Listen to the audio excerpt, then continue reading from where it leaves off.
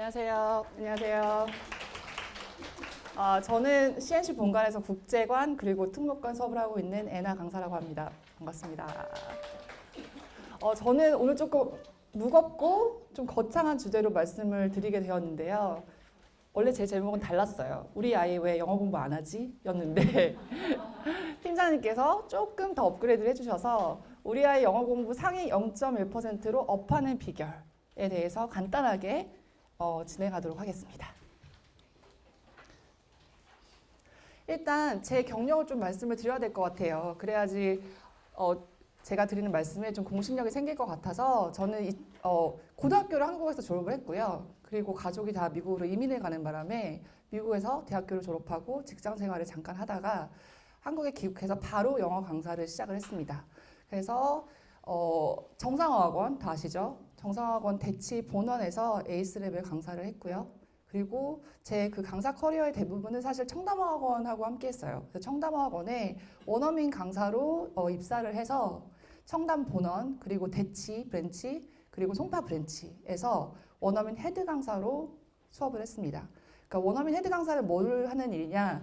그 브랜치에서 일하는 모든 강사의 수업 퀄리티를 책임지는 역할을 하는 사람이라고 생각해 주시면 될 것 같습니다. 그래서 저는 원어민 강사로 처음 시작을 했고요. 그래서 청담에서 진행하는 영어 수업, 100% 영어 수업, 그리고 토플 주니어, 그리고 IBT 토플을 전문적으로 수업을 하다가 저는 오히려 나중에 문법과 내신 수업을 하게 된 경우예요. 그래서 강남 3구 내신 전문 강사로도 수업을 오래 했습니다. 그리고 또 조금 자랑을 드리자면 아무래도 대형 학원이기 때문에 그 본사에서 트레이닝을 다 해서 전국으로 강사를 보내거든요. 그래서 강사 생활을 하면서 한 5년, 6년 정도는 강사 트레이너로 일을 해서 제가 어림잡아 계산을 해보니까 500명, 600명 정도 트레이닝을 했더라고요. 그래서 전국으로 가는 청담어학원 그리고 에이프릴 어학원 강사들을 트레이닝하는 신규 강사 트레이너로도 일을 했습니다. 그리고 가장 최근 경력은 에이프릴 어학원 직영 브랜치에서 원장으로 한 1년 정도 일을 했어요. 여기까지가 저의 소개입니다. 이 정도는 말씀을 드려야 그래도 제가 하는 말에 좀 공신력이 생길 것 같아서 자랑 아닌 자랑을 좀 해봤습니다. 제가 드릴 말씀은 아이를 키우는 데 있어서 모든 게 그렇겠지만 특히 영어 학습은 선택의 연속인 것 같아요. 맞나요? 이제 유치원이 갈 시기가 되면 영어 유치원을 보내야 되나? 일반 유치원을 보내야 되나? 여기서부터 되게 큰 고민 아닌가요? 맞죠? 아닌가요, 어머님들? 네. 그래서 일반 유치원에 이제 보냈다고 한번 볼게요. 일반 유치원을 졸업했어요. 그럼 본격적으로 영어 공부를 시작을 해야 되잖아요. 그럼 또 선택지가 너무너무 많죠. 그렇죠? 학군지 아닌 곳 상관없이 일단 대형 프랜차이즈를 보내야 되나? 그렇죠? 아니면 동네 교습소를 보내야 되나? 아니면 개인 학원 관리가 잘 된다는데 또는 엄마표 영어 할까? 엄마표 영어 하면서 영어 도서관 같이 해볼까? 이런 선택 다 해보셨을 것 같아요. 그렇죠? 제가 서초 지역에서도 좀 오래 일을 했는데요. 서초는 동부이천동하고 가까워요. 동부이천동 같은 경우에는 개인 교습소가 이렇게 만만하게 볼 게 아니더라고요. 왜냐하면 원어민 남편, 그 다음에 한인 와이프 같이 콤보로 학원을 해요. 교습소를. 근데 대기가 1년이래요. 소규모로 하니까. 그리고 여기를 왜 보냈냐면 여기 가면 그 가고 싶은 소규모 부티크 학원에 레테 결과가 잘 나오는 거죠. 그래서 그런 것도 있더라고요. 근데 이제 이렇게 학원을 보내다가 1년 정도, 2년 정도 되면 또 어때요? 분위기를 좀 바꿔줘야겠다. 요즘 이런 학원이 뜬다는데, 그렇죠? 그 주변에서 계속 말을 보태죠. 왜 아직도 여기를 보내냐, 몇 학년인데. 그런 선택의 연속인 것 같아요. 그 다음에 영유도 마찬가지죠. 영유는 이제 졸업할 때가 되면 이제 영어 공부를 어떻게 계속하지? 보통은 그 같은 영어 학원에서 영유 연계로 보내시죠. 2년, 3년, 초2까지는. 그리고 나서는 이제 프랜차이즈 어학원, 레테 보러 다니기 시작하시고 그리고 이제 조금 우리 아이가 좀 잘하는 것 같아. 그랬을 때는 레테가 어렵기로 유명한 소규모의 부티크 학원, 어학원을 보내실 거예요. 그렇죠? 똑같아요. 1, 2년 지나면 레벨업이 안 되고 좀 정체되는 것 같고 관리 안 되는 것 같고 그러면 과외로 한번 빠져볼까? 근데 학원이 너무 많잖아요. 이 학원을 보내볼까? 저 학원을 보내볼까? 이렇게들 많이 하시는 것 같아요. 근데 초6, 초5, 6이 되면 결국은 어디로 가요? 내신형 학원으로 빠집니다. 그렇죠? 맞죠? 그래서 이제 초6, 늦어도 중1 때는 또 큰 선택을 해야 되는데요. 특목고를 보내야 되나? 아니면 일반고를 보낼까? 그쵸? 그리고 국내 대학을 보낼까? 유학을 보낼까? 그리고 국내 대학이면 또 정시를 봐야 되나? 수시를 봐야 되나? 선택의 연속인 것 같습니다. 제가 드리고 싶은 말씀은 이때는요. 어떤 선택을 하셔도 돈 낭비도 아니고 시간 낭비도 아니라고 생각을 해요. 공부를 하고만 있으면, 놓지만 않고 있으면. 그러니까 어머님들께서 제가 원장할 때도 그렇고 상담을 오시면 뭐라고 하시냐면 선생님 저희 애가 영유를 안 나와서 이런가 봐요. 영유 안 보내서 이런가 봐요. 그래서 막 눈물을 막 글썽글썽 거리세요. 너무 미안하다고. 그리고 어떤 또 이제 영유를 보내신 어머님들께서는 영유 보내놨는데 이래요. 영유 보냈는데 이러고 있어요. 라고 하시거든요. 얘가 이러지 않았는데. 그래서 제가 뭐라고 하냐면 어머니 일반 유치원 영유 다 똑같아요. 그러니까 영유 나왔으니까 이만큼 하는 거예요. 이렇게도 말씀드리고 아유 일반 유치원 나왔는데 이 정도 하는 거 너무너무 잘하는 거죠. 라고 말씀을 드리거든요. 제가 이상한 사람이 아니라 제가 왔다 갔다 하는 사람이 아니라 다 사실이기 때문에 그렇습니다. 그래서 초등학교 그러니까 유치원부터 한 5, 6학년까지는 어떤 선택을 하셔도 영어를 놓지 않고만 있으면 그래도 나중에 길이 많잖아요. 이 길에 다 뒷받침이 되는 뭔가는 역할을 한다고 생각을 합니다. 그래서 제가 20년에 11월에 고3 과외, 예비 고3 과외가 들어왔었어요. 예비 고3 과외를 한다는 거는 영어를 못 한다는 거거든요. 그쵸? 고등학생들 안 하잖아요. 그래서 물어봤어요. 압구정에서 고등학교를 다니는 학생이래요. 그리고 학원 대치동으로 갔겠죠. 근데 영어가 6등급, 7등급이 나온대요. 근데 어머님이 원하시는 거는 이 친구가 미술을 하는 친구이기 때문에 어차피 미술을 하니까 최저만 맞춰주시면 된다는 거예요. 그래서 안전하게, 안전빵으로 2등급 만들어주실 수 있느냐. 근데 저한테 1년도 없잖아요. 근데 제가 만나봤거든요. 근데 보니까 얘가 중학교 때까지는 영어 공부를 하는 거예요. 그러니까 아예 기초가 없진 않아요. 근데 오랫동안 낮고 내신을 잘 볼 수는 없는 구조예요. 내신은 정말 다르거든요. 정말 다르거든요. 그렇죠? 그래서 해보니까 될 것 같아요. 쉬운 문제 위주로 정말 이거 찍는 거 가르쳐주는 거죠. 그렇죠?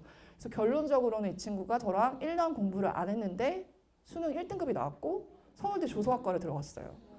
근데 이게 제 자랑이 아니라요. 제 자랑 맞는데요. 제 자랑 플러스 제가 드리고 싶은 말씀은 이 친구는 그래도 중학교 2학년까지는 미술을 하면서도 꾸준히 뭐라도 했기 때문에 그때 공부했던 게 나중에 빛을 발했다고 생각을 합니다. 그래서 지금 어떤 선택을 하시던 아이가 어디서 공부를 하던 사실 시간 낭비도 아니고 돈 낭비도 아니라는 말씀을 꼭 드리고 싶었습니다. 근데 베스트 선택은 당연히 CNC 국제관이겠죠? 그래서 CNC 국제관을 좀 설명을 드리면 일단은 다 아시겠지만 CNC 학원은 어학원의 장점과 어학원의 장점을 다 가지고 있고 그리고 어학원의 단점을 다 상쇄시켜주는 그런 좀 특이한 장점들을 가지고 있는 학원이라고 생각을 해요. 그러니까 어학원의 장점이라 하면 원어민과 수업을 하죠. 그리고 영어로 수업이 진행이 되잖아요. 인풋과 아웃풋이 다 영어로 진행이 되죠. 여기서 되게 중요한 거는 선생님이 영어로 수업하는 게 영어로 수업하는 게 아니에요, 어머니. 그러니까 선생님은 영어로 수업하는데 애들은 말을 안 하거나 한국말을 해버리면 그거는 영어 수업이 아니잖아요. 그렇죠? 어학원의 특징은 인풋과 아웃풋이 영어로 이루어진다. 선생님이 영어로 얘기하면 아이들도 영어로 얘기를 한다. 이죠? 그 장점을 CNC는 가지고 있고 그리고 어학원 보내시면서 가장 아쉬우신 점이 뭐죠? 문법. 그쵸? 애가 레벨은 높은데 문법 바보예요. 그쵸? 그래서 뭐 한 5학년 때까지 보내다가 내신 영어학원을 보냈더니 레벨이 안 나와요. 너무 이제 막 돈 낭비한 것 같고 그쵸? 근데 이제 CNC는 통합 커리큘럼이기 때문에 한 곳에서 어학원 수업을 다 들을 수 있고 플러스로 문법, 내신, 그리고 뭐 다독 이 모든 것이 학습이 가능하다는 게 가장 큰 장점인 것 같습니다. 그 다음에는 담임제인데요.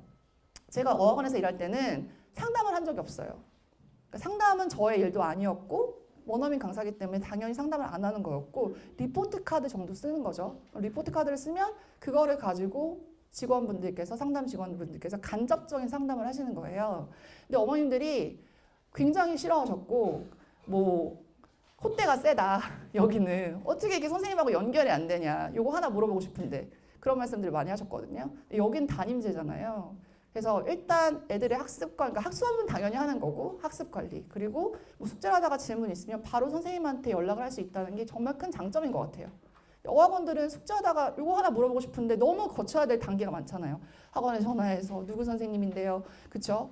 근데 그런 장점이 상쇄되는 것이 CNC의 가장 큰 장점이라고 생각을 합니다. 그리고 마지막으로 국내 최고의 강사진인데요. 이 부분은 이제 제가 여기 면접을 보러 왔을 때도 약간 그런 게 있었어요.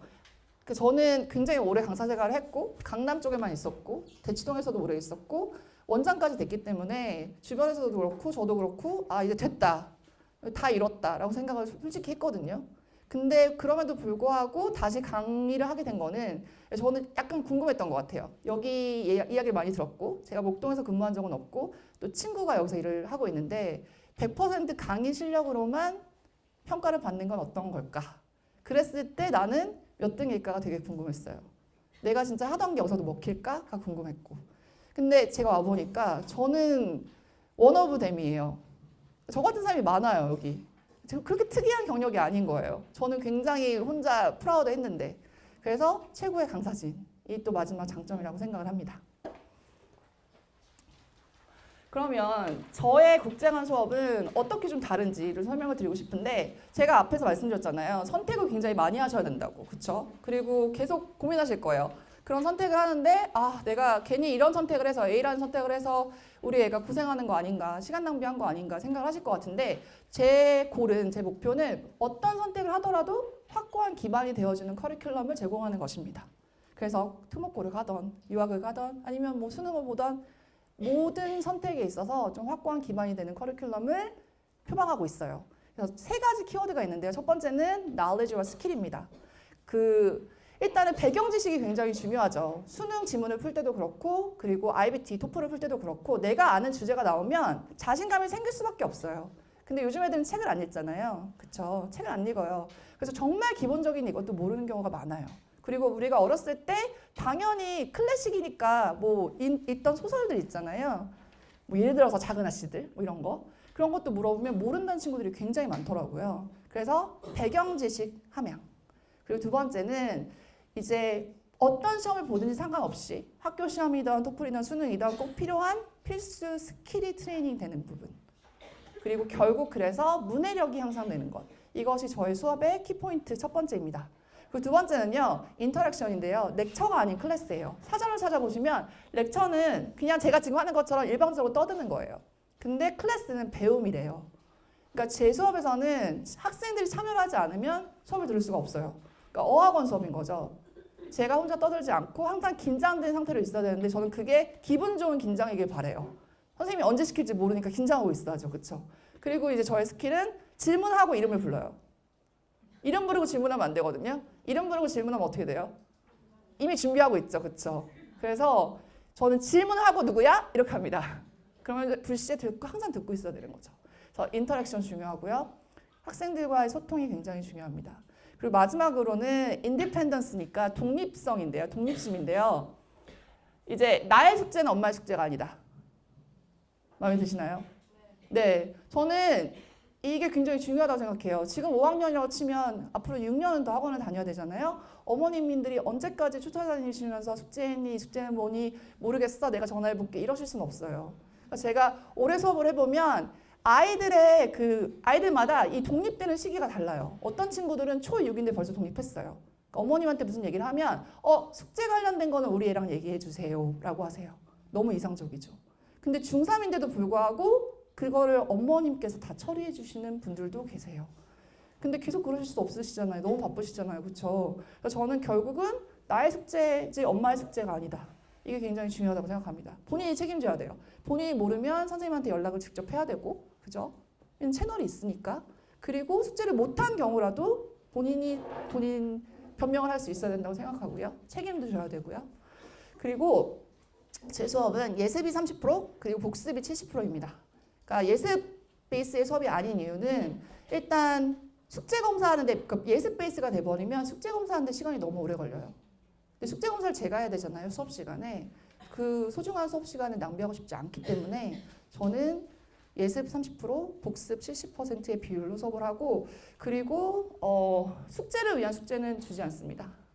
그러니까 보여주기식의 숙제, 오래 앉아있으면 공부하는 것 같으니까 그런 숙제보다는 정말 양보다 질, 그쵸? 막 단어 100개 외우고 200개 외우고 이런 거 아니고 좀 리얼리스틱한, 그죠? 그리고 정말 도움이 되는 양의 숙제를 주고 있습니다. 그러면 이제 제가 빨리 어떻게 수업을 하는지를 말씀을 드리고 싶은데 이제 리딩 같은 경우에는 세 가지 스킬이 굉장히 중요해요. 첫 번째는 스킴인데요. 스킴은 빠르게 읽는 거예요. 사전 읽기를 하는 거예요. 사전 읽기에서 빠르게 핵심 내용을 파악하고 문장 구조를 파악하는데 이게 왜 중요하느냐? 수능에 영어 문제가 45문제죠.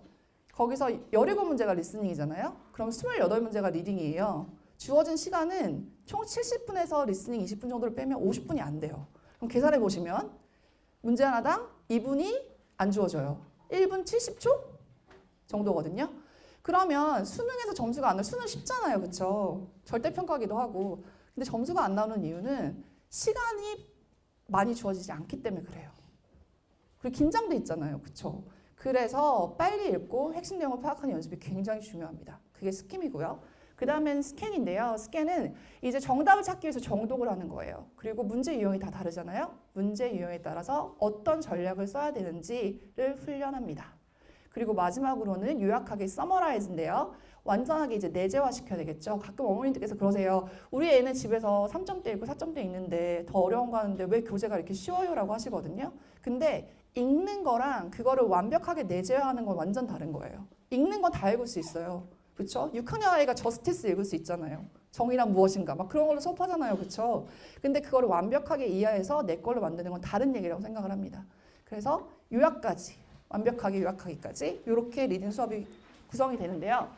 보시면 저는 스마트보드로 수업을 합니다. 그래서 같이 읽고 다 영어로 수업을 해요. 한국식 독해가 아닌 이상. 근데 저도 수업하면서 한 줄 읽고 해석해주고 한 줄 읽고 설명해주면 쉬워요. 그리고 시간도 더 잘 쓸 수 있어요. 그럼에도 불구하고 저는 그렇게 수업하지 않고 애들한테 다 질문해요. 애들한테 질문하고 애들이 저한테 답을 줘야 돼요. 그리고 그러려면 액티브하게 수업에 참여해야 되겠죠. 머리가 계속 돌아가야 돼요. 그죠? 그래서 가만히 앉아서 이렇게 필기하는 그런 수업이 아닙니다. 그리고 나서는 아까 말씀드린 서머라이즈가 이제 돼야 되겠죠. 완전 내재화해서 자기의 own words로 본인이 딱딱딱딱 요약을 할 수가 있어야 돼요. 아, 이게 메인 아이디어구나. 이게 메이저 디테일이구나. 이 부분은 중요하지 않구나. 굉장히 중요한 연습입니다. 그 다음에 리스닝인데요. 리스닝은 이거는 영어 비밀이라서 많이 말씀을 드릴 수는 없어요. 근데 이렇게 수업을 하시는 분들은 정말 많이 없어요. 그러니까 저는 토플 강의를 굉장히 오래 했잖아요. 낮은 레벨은 딕테이션을 하는 게 맞습니다. 받아쓰기를 하는 게 맞아요. 스펠링 중요하고 그리고 귀가 뚫려야 돼요. 근데 나중에는 보면 토플은 리스닝 지문이 5분까지도 가요. 렉처예요, 렉처. 강의거든요. 근데 그거를 훈련이 안 되는 친구들은 강사가 처음에 시작이 뭐 Hello everyone, did you all have a good weekend? 그럼 어떻게 하는 줄 아세요? Hello everyone. everyone 스펠링 뭐지? 막 이래요. 그러니까 중요하고 중요하지 않은 걸 모르니까 그냥 들으면 쓰는 거예요. 받아쓰기. 근데 그게 아니라 저는 저는 이걸 ask method라고 부르는데요. abbreviate하고 줄여서 쓰고 그 다음에 symbols, 그리는 게 빠르죠. 쓰는 것보다. 그리고 키워드만 써서 노트 테이킹하는 훈련을 시킵니다. 그래서 결과물이 제가 수업을 처음 했을 때 이렇게 리스닝을 듣고 그냥 줄줄줄 쓰는 거예요. 해본 적이 없으니까 받아쓰기 하는 거죠. 그리고 막 지우고 막 펜 컬러 바꿔가면서 하고 근데 그럴 시간이 없거든요. 근데 그러던 친구가 2주 지났는데 이렇게 노트 테이킹이 돼요. 굉장히 훌륭한 거거든요. 그래서 리스닝 수업은 이렇게 진행을 하고 있고요. 그 다음에 원서 수업하고요. 원서 읽고 그리고 토론하고 그리고 활동하는 수업 하고 있습니다. 원서를 어떠한 원서를 그 학년에 맞춰서 읽어야 되는 원서를 영어로 읽어갔다는 거는 되게 큰 경험인 것 같아요. 그리고 그걸 다시 한국어로 읽었을 때 혹은 순서가 바뀌어도 상관없어요. 굉장히 값진 경험이거든요. 그리고 토플 주니어, IBT 토플 전문 강사라고 말씀드렸습니다. 수업 굉장히 잘하고요. 그리고 그래머는 감으로 푸는 습관 버리기. 이건 어학원 출신들이 많이 하는 거예요. 감으로 풀어요. 근데 어머니들은 화가 나요. 말해봐. 투부정사가 뭔지 말해봐. 그러시죠? 근데 설명을 못 하거든요. 근데 설명 못 하는 게 당연한 것 같긴 해요. 설명할 수 있으면 수업해야죠. 그렇죠? 근데 자꾸 이렇게 야 동명사 뭔지 말해봐. 그리고 제가 수업을 딱 한 번 했는데 어머님께서 우리 애가 지각동사가 뭔지 몰라요. 뭐 이러시는 분들도 계셨었어요. 근데 감으로 푸는 습관을 버려야 되고 어느 정도 암기가 돼야 된다고 생각을 합니다. 감으로 푸는 거는 저도 감으로 풀었어요. 저도 성인이 돼서 직업으로 삼으면서 문법을 공부한 사람이거든요. 제가 그랬기 때문에 제가 그런 친구들 너무 잘 이해해요. 근데 한계가 있어요. 감으로 푸는 거는. 중학교 한 2학년, 3학년까지밖에 안 돼요. 고등학교 때는 안 되는 거죠. 그리고 저는 모든 시험을 자체 제작합니다. 그래서 백지 시험 없고요. 다 시험지 제공하고 있고 라이팅도 마찬가지 레벨에 따라서 완전한 문장 쓰기부터 시작해야 되는 친구들이 있죠. 서술 관계도 잘 못 쓰는 친구들이 있어요. 주어 동사가 안 나오는 친구들이 있어요. 근데 단락 쓰기, 문단 쓰기까지 이렇게 쭉 성장할 수 있는 커리큘럼으로 수업을 하고 있습니다. 그래서 여기는 간단하게 제가 쓰는 자료들을 좀 보여드렸어요. 문법 시험, 그 다음에 라이팅 프롬프트, 그리고 뭐 라이팅 워크샵 같은 경우에 다 이렇게 시험을 진행하고 있습니다. 자, 제가 좀 빨리 말씀을 드렸는데요. 그러면 이제 학생 관리는 어떻게 하느냐? 이거는 저보다 잘하시는 선생님들이 너무너무 많으셔가지고 저는 좀 겸손해야 될 것 같아요. 그래서 수업 내용, 그 다음에 숙제 점수, 그 다음에 퀴즈 봤으면 퀴즈 점수는 매번 이제 문자로 발송이 되고요. 일주일에 한 번은 조금 자세한 피드백, 여기서 보시는 자세한 피드백을 드리고 있습니다. 그래서 이제 아무래도 수업을 오래 했기 때문에 아이들 딱 보면 좀 성향이 보이잖아요. 수줍은 친구들, 수줍은데 선생님한테 당하고 싶은데 못 당하는 친구들, 그렇죠? 이런 친구들 다 파악해서 어머님들께 피드백 드리고 있고요. 그리고 항상 카카오톡, 전화 상담 가능합니다. 그 다음에 동기부여 제도인데요. 포인트, 도조 포인트 같은 거 사용하고 있고요. 그리고 학원이 좀 재밌어야 될 것 같아요. 학원이 뭐가 이렇게 재밌겠어요, 그렇죠? 그러면 보상을 좀 해줘야 돼요. 그래서 한 달에 한 번 제가 원장할 때 제일 많이 배웠던 게 이벤트였거든요. 이벤트의 여왕이었습니다. 그러니까 뭔가 뭐라도 줘야 돼요. 뭐라도 줘야 되고 뭐라도 이길 수 있게 해줘야 되고 앞에 나와서 박수치고 좀 받아가는 게 있어야 재밌는 것 같아요. 그래서 그런 식으로 또 관리를 하고 있습니다. 네, 여기까지 간단하게 설명을 드렸고요. 감사합니다. 감사합니다.